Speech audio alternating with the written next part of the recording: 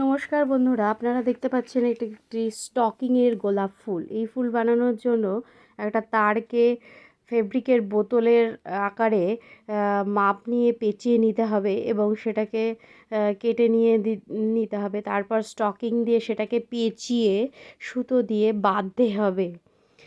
এরপরে 5টা কিংবা 8টা 9টা এরকম পাপড়ি যতটা বেশি করবেন ততই দেখতে সুন্দর লাগবে।